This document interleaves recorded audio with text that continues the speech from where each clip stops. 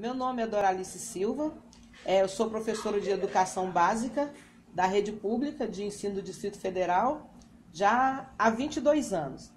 Eu trabalho em Samambaia e já trabalhei em outras regiões administrativas, mas há mais de 20 anos eu estou na Educação Pública de Samambaia, trabalho como orientadora educacional do Centro de Ensino Fundamental 120 de Samambaia. Então, meu nome é Alisson Jefferson das Neves, tenho 31 anos, sou profissional de educação física. Bom, trabalho com educação deve ter uns 12, 13 anos. Atualmente, eu dou aula em escola particular, dou aula para séries finais, para o ensino médio, e também já trabalhei com academia. Acho que é um pouquinho aí disso aí, do que é o Alisson hoje.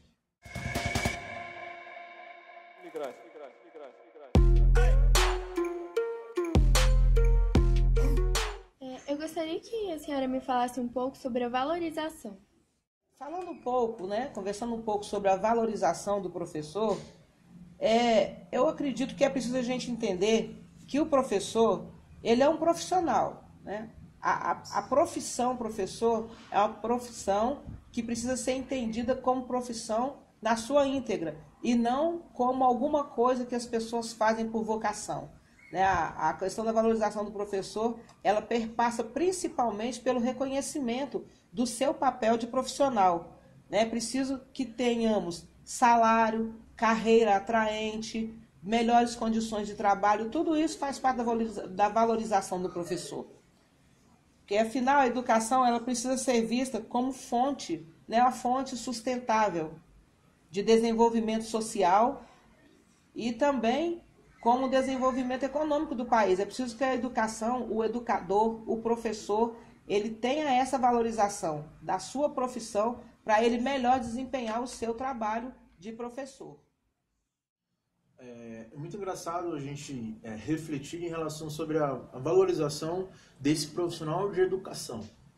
Acho que para a gente refletir em relação a essa resposta, é preciso enxergar como é que está a educação nos dias de hoje. Como é que o governo se relaciona com a educação e como a sociedade em si se relaciona com a educação pública. E a gente percebe que a educação ela está há muito tempo abandonada. Não falo nem abandonada, acho que ela está surrada, sucateada. Ela está sendo espancada por quem é governante, por quem está lá no poder. A gente percebe que entra ano e sai ano, a educação básica, vamos dizer assim, ela não recebe o tratamento adequado. A gente sabe que teve governos anteriores que realmente trabalharam bastante com a questão de educação, aumentaram e trabalharam bastante na questão da educação superior, mas a educação, a básica, ela ainda está um pouco esquecida. E se você tem uma escola que ela está sucateada, que ela não tem estrutura, que ela não tem material e que a verba que é direcionada para essa escola não é suficiente, e você tem um profissional que não recebe de forma adequada, aí a pergunta é: qual a valorização que o Estado, que o país dá para esse profissional? Para mim é nenhuma. Como é que você trata um profissional que é um profissional muito sério, uma das profissões mais respeitadas em outros países? Pra vocês terem ideia, em alguns países da África, o professor é visto como um deus, quase um deus, um rei praticamente. Se porventura, digamos que eu tenho um filho matriculado numa escola, e meu filho desrespeita o professor é autorizado a bater no menino, tipo corrigir o menino na vara, como diz a Bíblia. E os pais autorizam e dão um maior apoio, justamente pelo respeito que eles têm pela entidade do mestre, do professor, daquele que está lá na frente, de alguma forma tentando mostrar caminhos, abrir caminhos. E no Japão, por exemplo, quando o professor entra em sala de aula, a reverência que os alunos fazem em relação ao professor. Em outros lugares, onde o professor trabalha com 4, 5 alunos dentro da sala de aula, aqui você divide espaço com 30, 40, até 50 alunos dentro de uma mesma sala de aula. Aí você se pergunta: é possível fornecer uma educação de qualidade para 50 alunos dentro de uma sala de aula? Daqui a pouco é quase uma superlotação. Daqui a pouco você vai ver os alunos fazendo assim, igual os presos fazem na cadeia. Justamente porque a escola parece estar ficando menor, e os espaços estão ficando mais limitados. E como é que o professor trabalha dentro disso? né? E como é que o governo enxerga isso, né? Até quando a gente vai ter que passar por algumas coisas em relação a problema de pagamento, aumento salarial para o professor, e até quando a gente vai ter um deputado que ele tem um peso nulo para o Estado, que ganha 10, 15 vezes mais do que um professor. Acho que só os auxílios lá que o deputado tem já superam o valor que o professor recebe aí anualmente. Então, assim, são algumas coisas que não dá pra gente entender, né? E, de certa forma, como o Brasil maltrata o profissional de educação. Como o Brasil, de alguma forma, não respeita o profissional de educação. E como ele briga, como ele luta, como ele é guerreiro no cotidiano para fazer com que as coisas deem certo. A gente sabe que pelos alunos e por alguma gama da sociedade, o professor é muito bem visto e muito bem quisto. Mas, quando você leva para um escalão maior, para a mão de quem realmente deveria mexer e transformar isso em alguma coisa melhor e mais importante, aí a coisa para, aí a coisa não funciona mais. E sobre a ética profissional, o que a senhora poderia falar?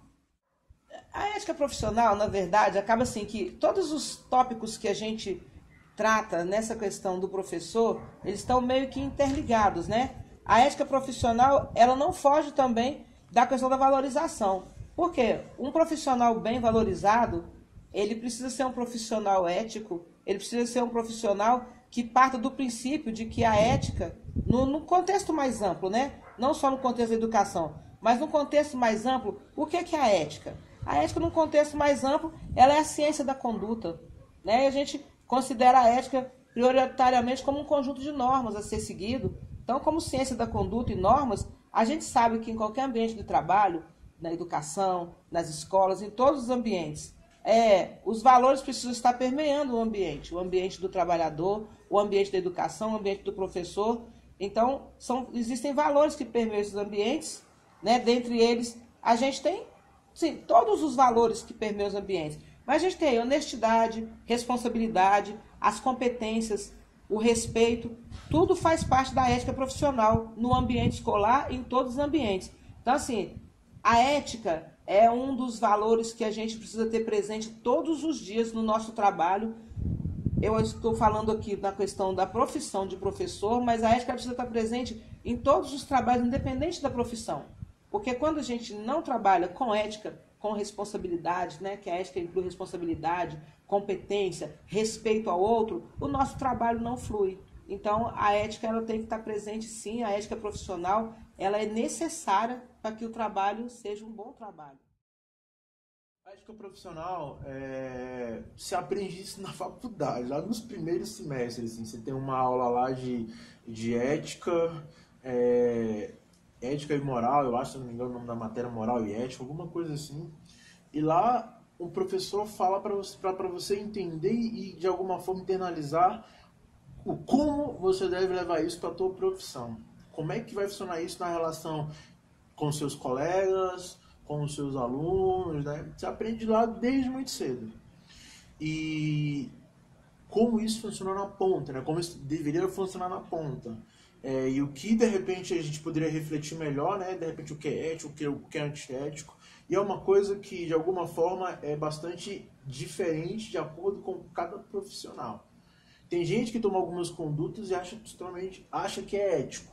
Outros que já veem de fora e acham que não é tão ético, né? E eu acho que hoje a relação entre professor e aluno está muito mais próxima do que antes, né? E isso gera muito desafio, bastante desafio, né? A ética ela vai principalmente de como como o professor se pronuncia dentro de sala de aula. Quais são as referências que ele tem dentro de sala de aula, né? Hoje a gente tem várias coisas que estão batendo dentro da escola, em algumas matérias que são matérias de reflexão, né? E que estão colocando isso como alguma coisa antiética, né? Tem até um projeto no Senado que é o tal da escola sem partido, que eles estão falando que alguns professores estão de alguma forma dando aula de doutrinação para alguns alunos, doutrinação de esquerda, né? E aí eles querem um projeto no qual o professor seja proibido de trazer ou de fazer qualquer menção a qualquer coisa da política partidária dentro de sala de aula. além do outro projeto que de alguma forma tira a obrigatoriedade de se ter filosofia, sociologia, arte dentro da escola, que de alguma forma também vai estar limitando esse processo de reflexão. Claro, cada um pensa da forma que achar em relação a isso. Mas a galera acha que é antiético quando o professor ele discute a questão da política partidária dentro de sala de aula, né? Mesmo que de alguma forma ele tende a fazer uma discussão e levar essa discussão para um lado, né? A galera acha que isso é uma coisa doutrinatória. Eu acho que de repente vai estar influenciando o aluno a se tornar petista, né? Então eles falam que isso de repente é uma coisa antiética. Tem gente que acha que não é antiético. Na minha opinião, não é. Eu acho que o aluno ele precisa ter contato com essas coisas e aí sim, ele vai fazer esse processo de reflexão. E aí ele vai na frente saber se ele vai ser petralha, se ele não vai ser, se ele vai ser de esquerda, se ele vai ser de direita. Eu acho que o aluno ele tem que passar por essa reflexão e ele tem que ter essa autonomia cognitiva para no futuro ele escolher de repente se ele vai ser de partido A, de partido B, se ele não vai ser de nenhum dos dois. Eu acho que o papel da escola fundamental é esse: fazer com que o aluno seja um ser mais autônomo em pensamentos, né? Que ele saia da escola de repente com a cabeça bastante maturada, né, que é o que a gente espera, bastante desenvolvida dentro desse viés cognitivo, relacional, mas que ele tenha essa autonomia para chegar lá fora e conseguir captar essas novas informações e fazer esse link com o que ele aprendeu e desenvolveu na escola. E aí sim, ele ter essa autonomia para ele seguir qual caminho que ele quiser. Em relação à parte relacional, eu vejo muita falha e vejo muita questão da ética assim batendo muito latente em alguns perfis de alguns profissionais. Eu acho que desde horário de aula, né, desde a postura que você toma dentro de sala de aula, como de repente demanda alguns alunos. Então uma coisa que eu sempre discuto com alguns alunos e que eu acho bastante falta de ética é que em alguns lugares você ainda vê professor chavecando e se relacionando com alunos, né? Para mim isso é uma falta de ética danada. Para mim ele coloca ali o diploma dele no lixo, né? A partir do momento que ele passa a ver o aluno dele como um possível rolo, né? Isso para mim é uma questão de falta de ética que de repente não deveria ter nas escolas, e eu acho que o professor deveria ter um pouco mais de postura na escola em relação a isso. Em relação ao que o professor fala dentro da escola, eu acho que é uma coisa muito importante a se pensar, mas em relação ao que ele fala fora da escola, não deve ser relacionado com o que ele fala na escola, né? Acho que são dois terrenos diferentes. Lembro de um caso de uma professora do Rio, também uma professora de história, e ela foi para um baile funk, e aí chegou no baile funk, desceu até o chão, só que no baile funk tinha um aluno da escola, e o aluno filmou ela, e viralizou isso no WhatsApp. Hoje as notícias são rápidas, e aí o que aconteceu? A professora foi demitida, né? E aí entra a pergunta, né? O que o perfil profissional dela tem a ver com o perfil pessoal dela, né? Será que isso vai se misturar em algum momento lá fora, né? Como é que é o julgamento da sociedade para saber se é ético ou se não é ético? O que vem da vida pessoal do professor, né? E aí você até tem que pensar muito antes de postar alguma coisa na internet, no Facebook e outras coisas, justamente pensando nisso, né? Caraca, será que é ético, não é antiético? Será que é legal? Será que não é? Será que eu tenho que pensar como Alisson professor? Eu tenho que pensar como Alisson cidadão, né? Até quando isso se mistura, até quando esse papel ele não se mistura, né? Acho que é uma coisa que a gente também precisa refletir em cima da ética na hora que você for tratar disso em outros lugares. Porque afinal de contas, o que é ético para você não pode ser ético para quem está te olhando e te filmando ali para de repente querer denegrir a sua imagem. Eu gostaria que me falasse também um pouco sobre as condições de trabalho. Então, falar em condição de trabalho, na verdade, é falar também um pouco sobre a qualidade do trabalho do professor, né? Porque hoje a gente sabe que a qualidade do trabalho do professor, ela está intrinsecamente ligada à condição de trabalho que é oferecida a ele, né? Diversos fatores hoje também influenciam essa qualidade por causa dessas condições de trabalho. Assim, não é segredo para ninguém que o nosso país hoje atravessa uma crise na educação, né? Uma crise que está afetando não só nós profissionais, aos professores, mas que afeta os estudantes, as famílias dos estudantes, de um modo geral, afeta a educação como um todo. E é nesse sentido que as condições de trabalho podem fazer a diferença na qualidade do trabalho do professor. O trabalho do professor é um trabalho assim, ele acaba sendo muito amplo e ele precisa ser visto dessa forma. O trabalho do professor, ele não se finda na sala de aula, ele não se finda no término daquele horário de aula, ele não se finda no término do turno da escola. O professor tem diversas e diversas atividades, né? Ele às vezes leva trabalho para casa e isso é uma coisa que influencia na qualidade do trabalho dele. Os professores, pela questão da remuneração, né, questão salarial também, que está ligada a essas condições de trabalho, ele às vezes precisa estar trabalhando em mais de uma escola, em duas, em três, então ele acumula um trabalho muito grande ligado à questão de formulários, avaliações, a burocracia de um modo geral, né? E outra coisa também que eu acho que a gente precisa de tocar nesse ponto, quando se fala em condição de trabalho do professor, é que o professor vem enfrentando fatores externos, né? Existem fatores externos à escola, externos à educação, que acabam permeando a vida da escola, a vida do professor e dos estudantes, que é a questão da violência. O professor hoje, ele vive a questão da violência verbal, a violência moral, né? Dentro da escola, fora da escola às vezes, mas às vezes envolvendo fatores que acontecem na escola. Então, a condição de trabalho, hoje, a gente vê essa condição de trabalho como uma coisa que ainda precisa muito ser melhorada, né? Isso aí a gente acaba fazendo uma volta, porque não há como falar em condição de trabalho sem falar na valorização do professor. E um professor com condições boas de trabalho é um professor bem valorizado, e ele sendo bem valorizado é um professor que vai oferecer um trabalho com uma qualidade melhor. Então, a condição de trabalho do professor no Brasil de hoje é uma condição de trabalho que precisa ser vista, que precisa ser refletida, precisa ver com muito carinho, muita atenção, para que a valorização do professor do trabalho venha, inclusive, das condições de trabalho, porque não é só salário. Valorizar o professor não é só se preocupar com a questão salarial, tanto que os movimentos, né, a luta dos nossos movimentos sindicais, ela está para além da questão financeira, né? Ela ainda envolve a questão exatamente das condições de trabalho do professor, da condição de ética na escola, nos ambientes da educação e da condição mesmo da educação como um todo, da educação de um modo geral, dentro desse cenário brasileiro de crise que a educação vive hoje. Cara, no geral, as condições de trabalho do professor são precárias, assim. Se você pega algumas escolas que são bem distantes, escolas de expansão, e escolas que são escolas rurais, por exemplo, ou escolas que são maiores, primeiro você tem uma estrutura de uma escola que é muito antiga, né? Que o governo que entra, ele não reforma a escola. É muito raro você ver um governo que entrou no poder, ele pegar e reformar alguma escola aqui. Eles preferem construir uma nova escola do que reformar aquela escola que está ali. Me disseram uma vez que é por conta da história política, né? Porque na pedra fundamental vai estar escrito lá o nome do cidadão que construiu e concebeu a escola. Agora, quando você reforma a escola, tu não vai para a pedra fundamental, né? Então, me disseram que é essa preocupação que eles têm. Tanto que você olha algumas escolas que estão sucateadas aí. Você tem, por exemplo, o Setor Leste, que é uma escola muito grande, enorme aquela escola. Parece um universo tão grande que ela é. E é uma escola meio que sucateada, um pouquinho feia, assim.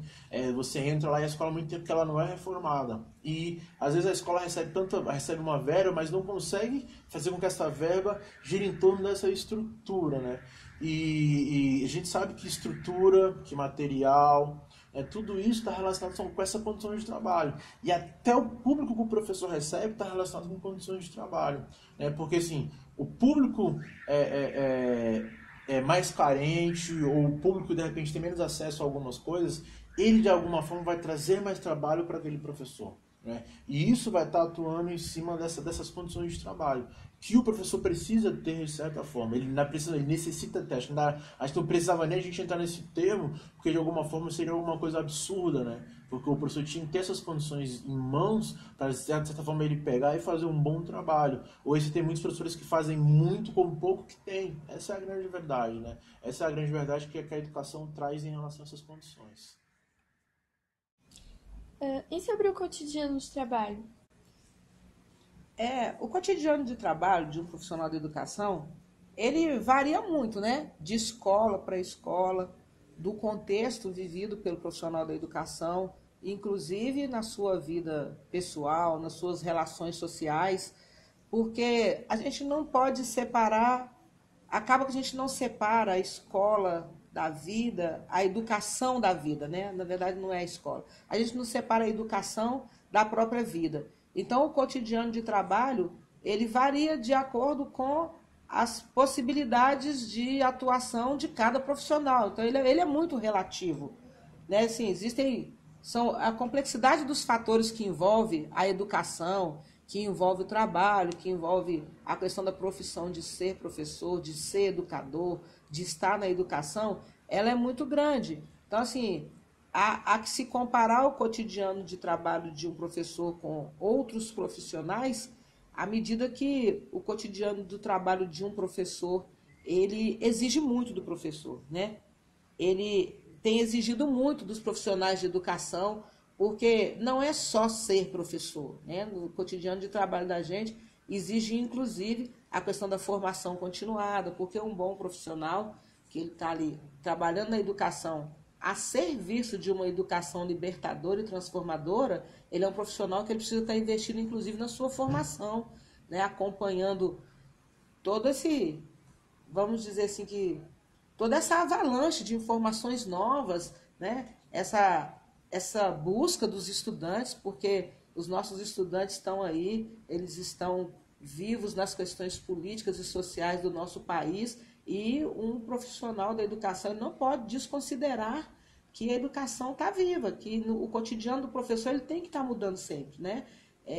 Houve épocas em que eu me lembro bem, né, já posso falar assim, há mais de 20 anos atrás, que os professores eles se limitavam à questão de dar aula. Eu vou entrar na sala de aula, eu tenho meu conteúdo para desenvolver, eu vou dar aula. Hoje ainda, infelizmente, nós temos profissionais assim, né? Eu vou dar aula, eu vou dar meu conteúdo, eu tenho um conteúdo a desenvolver, quando, na verdade, um profissional, um professor que está a serviço da educação transformadora e libertadora, né? Como dizia nosso Paulo Freire, ele não é um professor que está ali para desenvolver um conteúdo. Ele é um professor que está ali para trabalhar aquela pessoa na sua formação humana, né?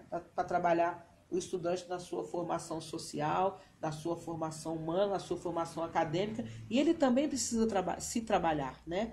O educador, ele precisa se transformar e ser transformado pelos seus estudantes. Cara, eu, de certa forma, eu gosto muito desse cotidiano, dessa rotina. É uma coisa que é muito engraçado, é muito suspeito falar, porque a educação ela tá mesmo nas minhas vidas. Assim. Eu gosto de estar na escola, eu gosto de dar aula, eu gosto de acordar cedo, eu gosto de, sei lá, no final de semana planejar minhas aulas, né? Mas assim, a minha rotina ela é muito básica como professor de educação física, né? Eu dou em torno de 6 a 8 aulas por dia, dependendo de alguns dias. Tenho uma coordenação por semana, minha coordenação é na terça-feira à tarde. E eu tenho eu tenho 2 tardes livres e umas 2 ou 3 janelas por dia. Geralmente eu chego sempre no segundo horário na escola. Minhas aulas são todas duplas. Eu sempre tenho que manter atualizado o sistema. Lá na escola a gente tem um sistema online de planejamento. Eu tenho um livro que também me auxilia, não sigo ele piamente, ele me dá só um norte algumas vezes, e eu sempre mantenho um planejamento quinzenal aí para minhas aulas. Eu dou aula do 9º até a 3ª série, são aulas duplas, né? E eu sempre faço um planejamento dentro disso. Eu trabalho sempre com tema geral, né? Um tema formador geral, e eu vou criando ramificações para esse tema, né? Então eu posso trabalhar, por exemplo, com esportes urbanos, e dentro de esportes urbanos eu posso trabalhar várias perspectivas, desde futebol, desde vôlei, e dentro disso a gente vai sempre trabalhar uma perspectiva de o que os meninos sabem, a gente vai trabalhar fundamentação, história, prática, até jogar um campeonato. Eu sempre dou 2 aulas, mas elas são sempre duplas, né? E eu sempre dou em torno de 4 aulas no intervalo. Depois fecho, dou aula, vou até meio-dia, tenho uma hora e meia de almoço, 1h30 a gente volta. E aí, dependendo do dia do aula até às 18, dependendo do dia do aula somente até a 1h30 da tarde. E de certa forma eu fico só na quadra, né? Os alunos sempre batem o sino, eles descem para a quadra e aí a gente começa ali o cotidiano. Dentro de sala, dentro de quadra eu faço chamada, né? Boas-vindas, faço a introdução do tema de aula, sempre resgatando o que eu trabalhei na última aula, e aí sempre introduzo o que eu vou trabalhar naquele dia, né? Pode ser uma coisa prática ou pode ser uma coisa mais teórica ali de discussão. Depende muito do tema que a gente vai trabalhar.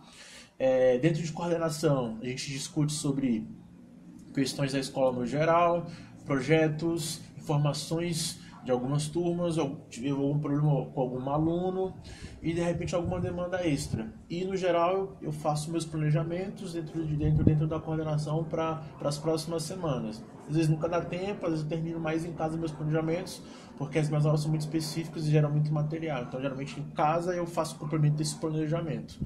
Acho que no geral esse é o meu cotidiano, assim, diariamente, assim, de aula, que é uma coisa bem prazerosa. E sobre outras vertentes, o que a senhora pode me dizer sobre isso? Então, na verdade, o profissional da educação, ele tramita, né, em vários setores, né? Essas outras vertentes, elas são ricas de inúmeras experiências que esses profissionais desenvolvem em vários lugares. Não há como você pensar outras possibilidades de educação que não envolvam algum profissional de educação. Até porque o próprio dia a dia, o próprio momento, a própria vida do profissional de educação, ela é muito envolvente com as questões mesmo da educação, dos estudantes. Então, assim, outras experiências, várias experiências, né, a nível de Brasil, a nível de mundo, são desenvolvidas partindo de trabalhos educacionais, às vezes feitos por profissionais de educação que não estão ligados à escola, né? O trabalho do educador, ele pode desenvolver um trabalho em ambientes escolares ou não escolares, né? A gente tem aí educadores que desenvolvem projetos maravilhosos fora da rede de ensino, né? Em ONGs, em serviços sociais. Então, assim, é muito amplo o trabalho de um educador, mas é o trabalho de um educador que está a serviço da educação, que quer trabalhar pela educação, pela transformação do país, porque a gente também tem que saber fazer essa diferenciação do que é você trabalhar como educador para satisfazer as suas necessidades pessoais e o que é você trabalhar como educador para atender às necessidades de um país, de um grupo, de um movimento que está buscando melhorias para a educação e para o próprio país. Então, assim, nessa perspectiva, há de se considerar que o trabalho do educador, ele tem possibilidades amplas de contribuir com a transformação da sociedade. O que pode me dizer sobre outras vertentes? É bem engraçado analisar essa pergunta, porque quando eu passei a me entender por gente, digamos assim, eu sou oriundo de Grêmio estudantil, né? A gente teve um trabalho bem importante com o Grêmio. Após isso, eu passei a trabalhar com projeto social, trabalhei durante 6 anos no Instituto Ayrton Senna, no qual a gente acompanha várias escolas trabalhando com protagonismo juvenil, educação por projetos. Depois eu trabalhei no programa Escola Aberta do governo, no qual as escolas ficavam abertas no sábado para a comunidade, tanto desenvolver oficinas dentro de artesanato, teatro, algum esporte, tanto para a comunidade usufruir dessas oficinas, totalmente gratuito. Já trabalhei com jovens de LA, né, com jovens de liberdade assistida do CAGE, no qual a gente tinha que fazer projeto social. E dentro desse projeto, né, desse trabalho com o social, foi aonde eu passei a me descobrir como professor, né? Passei a ver o quanto a educação era fundamental e importante para a vida das pessoas, né? Foi aonde eu decidi que eu precisava e queria ser professor, né? Então, o meu desejo, a minha vontade de ser professor partiu disso daí, né? E aí eu trabalhei A primeira escola que eu trabalhei foi em Taguatinga, chamava Brasil Central, fiquei pouco tempo lá. E depois de alguns anos eu fui para o CCI, e vai fazer 4 anos que eu dou aula no CCI. E foi aonde que eu tive meu maior e melhor contato em relação à educação, né? Foi onde eu realmente pude crescer, evoluir, enxergar realmente o papel do educador, né? E como é ser educador dentro de uma escola grande, assim, que antigamente eu não tinha essa condição. Então, eu vim de outras vertentes, e foi as outras vertentes que fizeram que eu me transformasse num professor. E hoje eu ainda faço alguns trabalhos sociais, assim, ainda tenho um contato bem forte com o Instituto Ayrton Senna, né, que é o que me liga ao universo fora da escola. Eu também trabalho com esportes, mas é uma coisa que está associada à minha disciplina, né? Mas de alguma forma foi o que fez com que esse aglomerado de experiências fez com que eu me consolidasse como professor.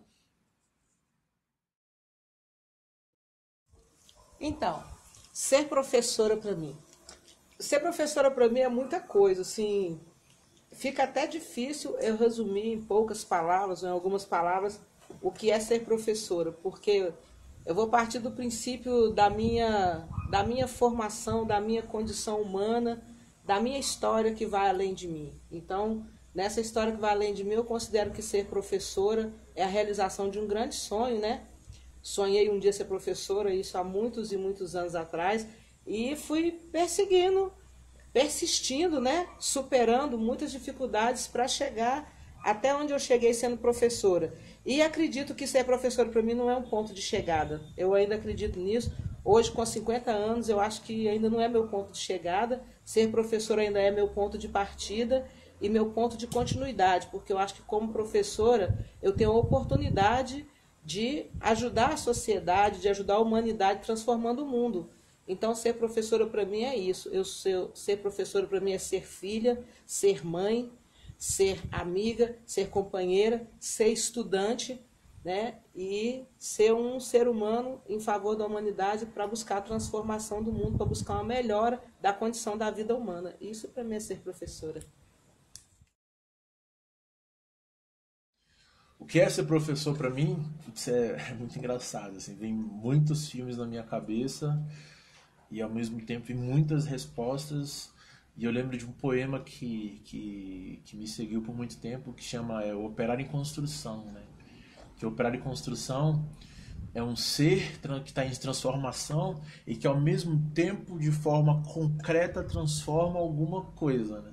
E esse operário em construção é o cara que constrói o prédio, a casa lá no Lago Sul, que constrói o clube lá no Lago Sul, que constrói o estágio, que constrói o aeroporto, mas que nunca vai andar de avião, que nunca vai subir naquele prédio que ele construiu, nunca vai entrar na casa, na mansão que ele construiu no Lago Sul, né? Esse é o operário em construção. Me vejo como esse operário, né? Hoje a gente forma juízes, advogados, professores também, forma pilotos, só que a gente, de alguma forma, não vai acompanhar esse menino lá na frente, né?